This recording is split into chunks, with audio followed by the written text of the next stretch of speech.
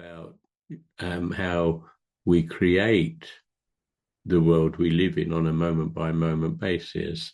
So any thought, any feelings, any words even are all contributing to creating the reality that we live in.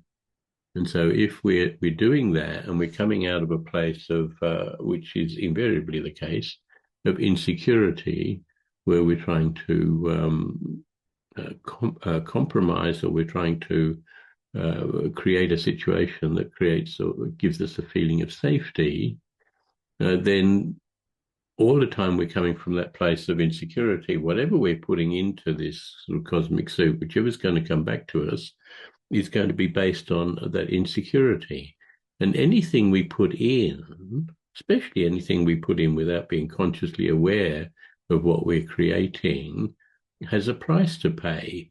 And so when it manifests, we're forced to do something about it. I mean, very often, if the shadow is responsible for manifesting the reality we live in, of course, we're going to reject that, because the shadow is aspects of self that we've yet to understand, bring into the light, embrace, whatever word you want to use.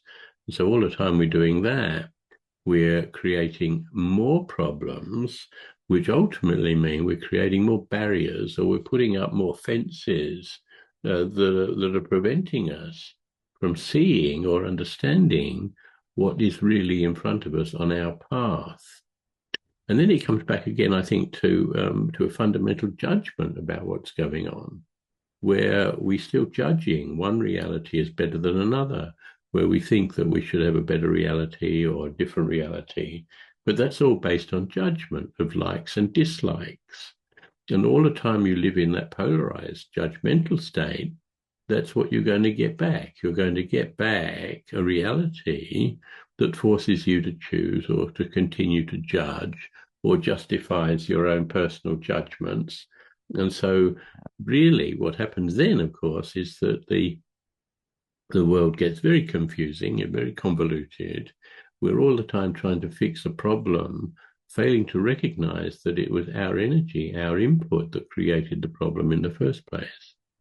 So it's like trying to step back. But if we want to recognize or even encourage the reality to unfold in its perfect timing, then one of the things we've got to do, of course, one of the early things we should be trying to do, is to stop judging one reality as better than another.